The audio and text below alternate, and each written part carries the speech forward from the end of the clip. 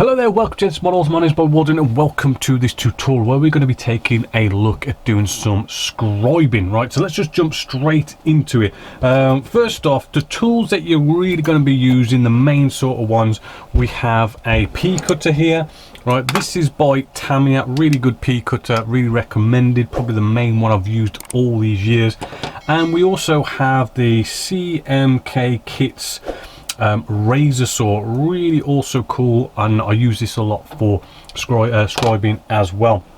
We've got all sorts of other little things. We do have things like these templates. I do believe these were by Squadron, right? Cool little templates for doing all your different circles and patterns when you need to. I do like to use a sewing needle in a hand vise, right? And there's a few other little things, and yes, there's different manufacturers and whatnot, but those are kind of like the mainstay kind of tools that I use. Now let's just jump into, we can't really jump straight into the actual scribing, right? We've got to look at the sanding stage a bit first. So here we have a F86 Sabre just here. Now I've already done sanding on this, right?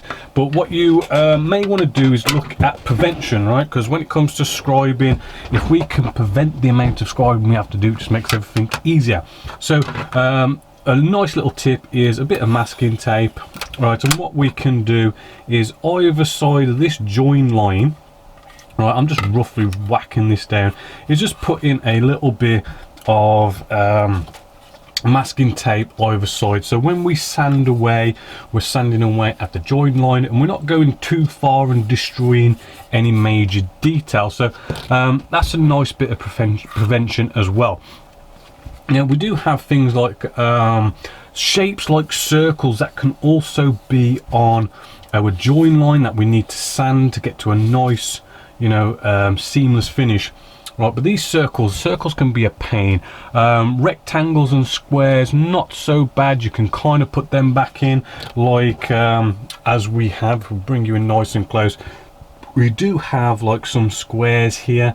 I'm not too bothered about them. They're quite easy to put in. When you're doing straight lines and stuff with scribing, not so bad.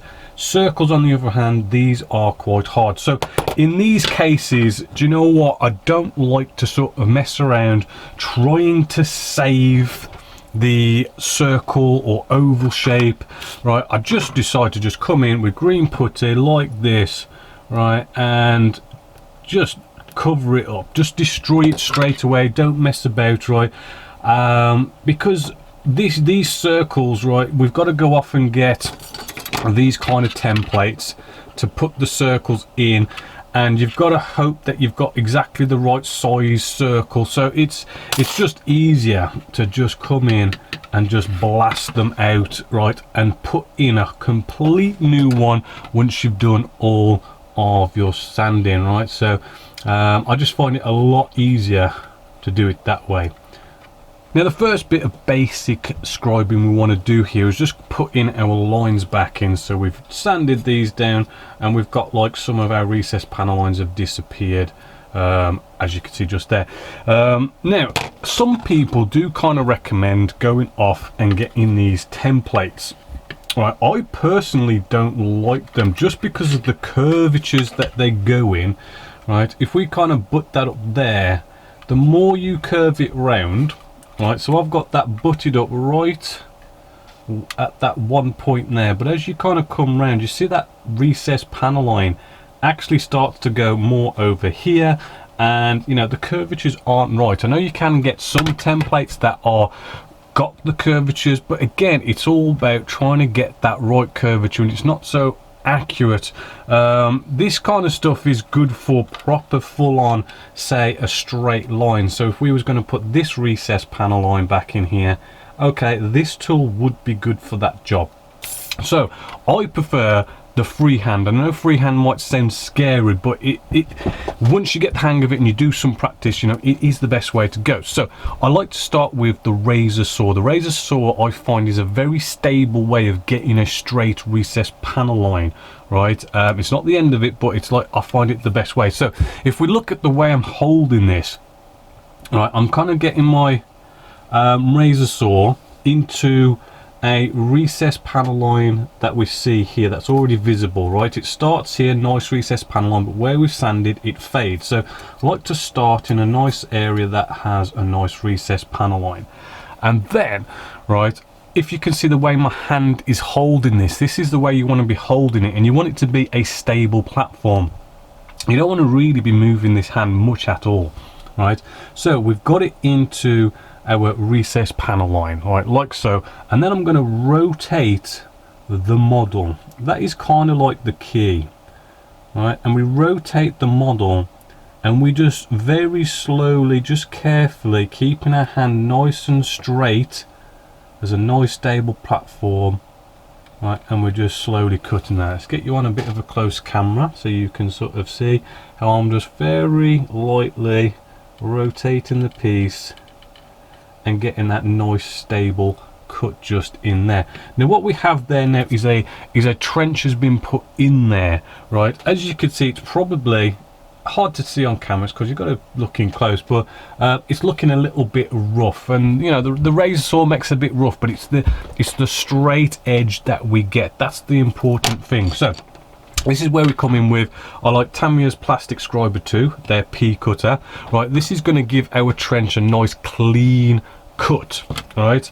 So again, we're holding this in the same way, right? As you can see, same way, and we're also going to rotate the model, right? I'm not really moving that P cutter, right? And I'm not really putting any weight. So let's get you on the close cam, right? And you can just see I'm really trying not to put any weight and just letting the P cutter kind of do the work, right? And if we brush that away, we should hopefully see, right, we've got a pretty clean recessed panel line back in there. And that's the way I like to do it. Kind of, that's sort of nice and simple stuff, and it does take a lot of practice. Admittedly, just as a little tip, when I first learned how to do scribing, I had one of those models where the recessed panel lines were raised panel lines, and I rescribed the whole model.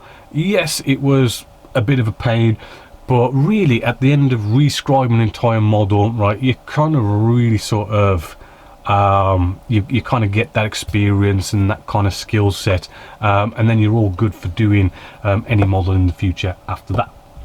Then there's using templates and straight cuts. I mean, again, this is probably an easy-ish one. It's a bit tricky because you could do with 3 pairs of hands with this one.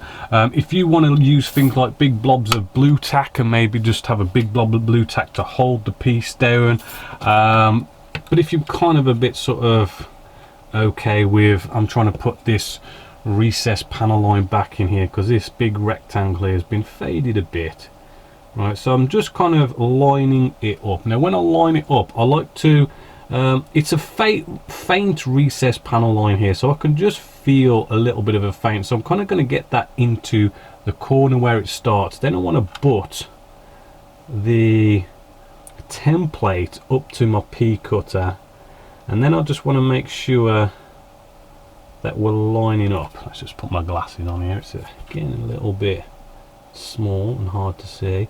So yeah, I'll butt my scriber up, and again, as I say, this is where you feel like you could do with 3 pairs of hands. So any kind of aids to hold things is all good. And when you feel like you're lined up and you feel like you're more good, which I don't quite feel like I'm good yet, it's a bit faint, there we go. And then what you want to do is just lightly scribe that across. Now yes, because we're not using the razor saw, you'll kind of notice maybe little curly bits of plastic coming off of that. And it doesn't matter if you do 10 or 20 passes, right? You don't really want to kind of come in and just be like scraping a big load of plastic out. And then once I'm feeling like that's good, we can remove that, and we've got a nice recessed panel line now put back in there. I can just feel that with a P cutter, right? Another little tip is with maybe like a light fine sanding stick, I mean, you can do a little bit of sanding right? And sometimes you kind of get like that sanding dust goes into the recessed panel lines, and you can sort of see the bit of sanding dust in there, so you can see your work. But there's lots of other things of kind of showing your work and how you can sort of do that, which we'll get to that in a bit. Now I want to look at some rivets. Right now, the sewing needle is a good one. It's my preferred one, but you do get tools like RB Productions dust here. These are pretty good for just kind of putting lots of rivets in to just get the job done quicker. And I'll just quickly sort of show you how we kind of do this. Right, this is a bit of a tricky one. You kind of want to try and look at these teeth and get one of the little teeth, right, to start in the corner, right, and then you want to hold that down. And then I like to try and look at it at a 90-degree angle and try and just get that to go in a straight line, following the recessed panel line that's there as a nice guide. Right, we really don't want it to go off cock as we go along, right, and then you want to just kind of tilt it so that you make sure that the last tooth goes into the corner as well. And then it's probably going to be hard to see, but we've got a line of recessed panel lines running along there. Now with that one, the pressure you put down is going to create sort of like a bigger rivet, a more noticeable rivet. The less you kind of put pressure down, the more kind of faint it's going to be. So depending on what you want to go for depends on how much pressure you put down. You know, the same goes for kind of my preference. I know it's a bit of a pain if you're doing lots and lots of rivets, but when I'm just replacing some rivets, I mean, using a sewing needle I find is just a bit more accurate. You can see exactly where that rivet's going, right? You can get the space between the rivets, you know, pretty good as well.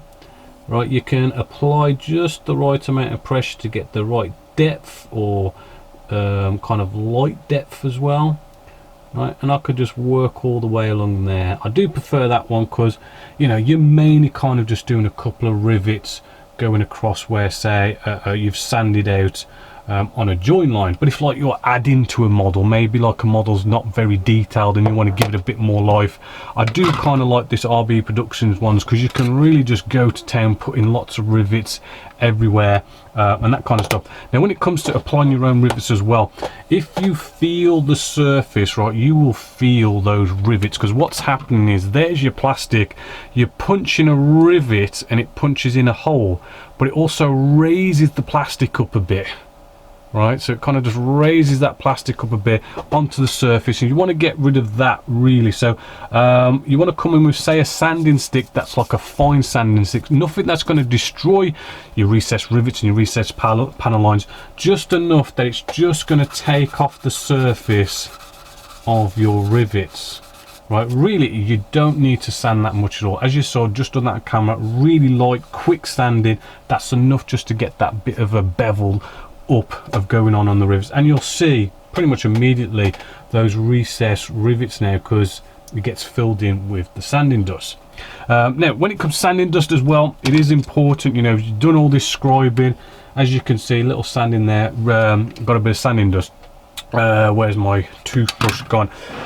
Because what's going to happen is you come along and do any kind of spraying, and if you've got sanding dust, especially in those recessed rivets, imagine time I've done recessed rivets, left the sanding dust in there, sprayed on top, and it just gets filled in with the sanding dust.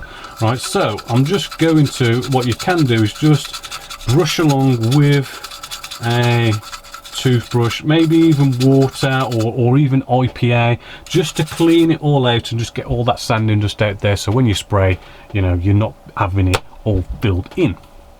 Right, some last little notes now. We do have, if you remember, we was on about putting circles and stuff, more complex shapes. Again, what I said from the beginning, I like to just fill them in, sand them up, and just completely obliterate it, get rid of them and start all over again. I just find it's a lot easier when it comes to circles, oval shapes, that kind of stuff. Now they do other tools as well. They do this kind of rivet one.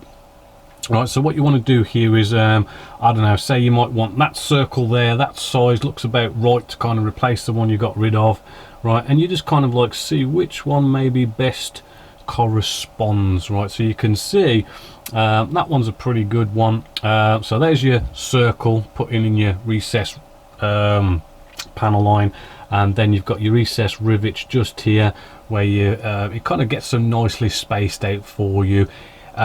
Personally, I like to just do it myself and kind of do it that way, but with this a little bit different, right?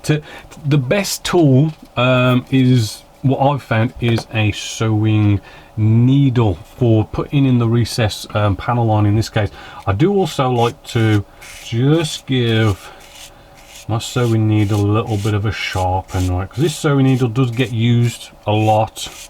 Right, so I do like to replace them now and again, and I even like to just give them a bit of a sanding on, a bit of sanding paper, just to put that point back into it. So with this model, I'm just putting this anywhere just for you guys, just to see how this goes.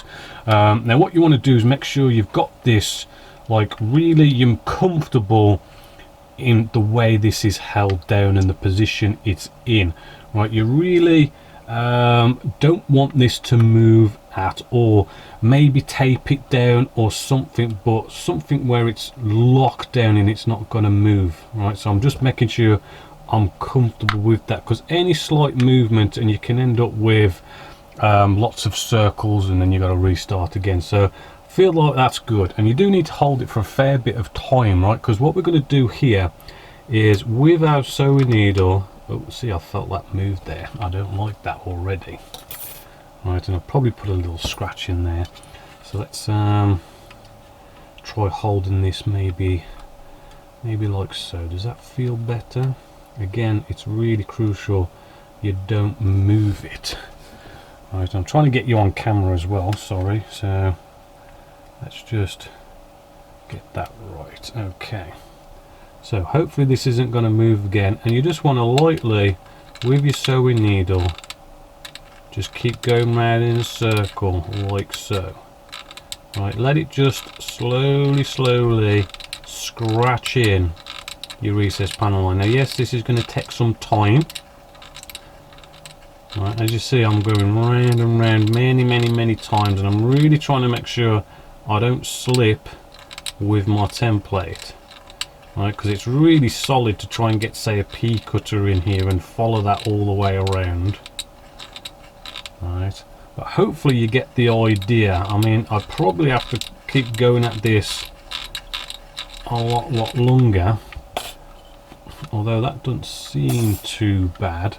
Right, again, I'd probably go at this a little bit longer, just trying to speed things up. If I just sand away at it, you'll probably just see how we're starting to get a pretty nice sort of bit of a recess circle going on in there.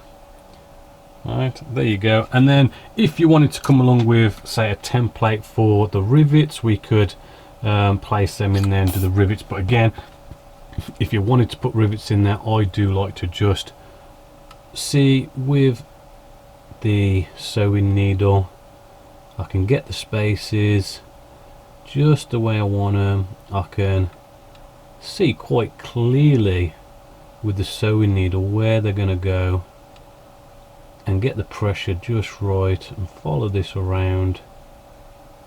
Right, and we can put those recess rivets and recess panel lines back in, even in circle form. Probably a little bit of a sanding just to get rid of the ridges left behind, and there you go.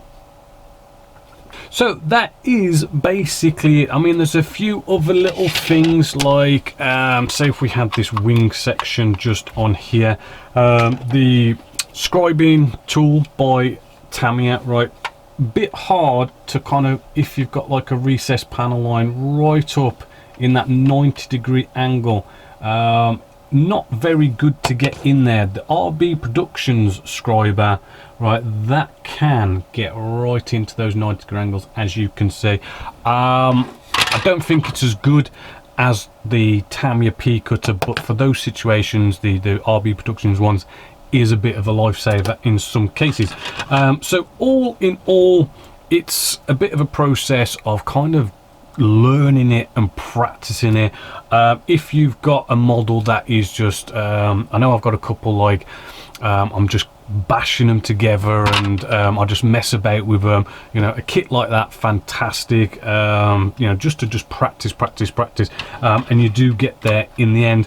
I will go off actually with this model and probably put some black spray paint down on here just to see how my join lines are doing, how I've sanded them, do they look seamless, and at the same time you will see your scribing work, it will come out a bit more clearer to kind of see what kind of work you've done. Do you have any more problems to take care of? So black spray paint will be a good indicator, as well as I did almost forget to mention the here we go, plastic putty by Vallejo. Right, I probably got an example here. I did notice, right, this circle we did, right, I did slip. You might be able to see just there, maybe there's a line going through there. I've slipped and kind of made a bit of a recess there, so I can just sort of inject that bit of a slip with the sewing needle, or if you slip with a pea cutter, right, you can inject just where you've made that little slip, right, and then all you've got to do is remove the filler in the recess panel line you want to keep, and just kind of leave the filler in the slip that you made, right. When you kind of first start, you're probably going to be doing this a lot, and it'll just get less and less as you get more experienced with it. So hopefully you have learned a lot there, and hopefully you'll give scribing a good go and improve your work, improve your models by doing some scribing. But as always, until next time, my name's Bob Waldron, this is Chess Models, and I hope you've enjoyed.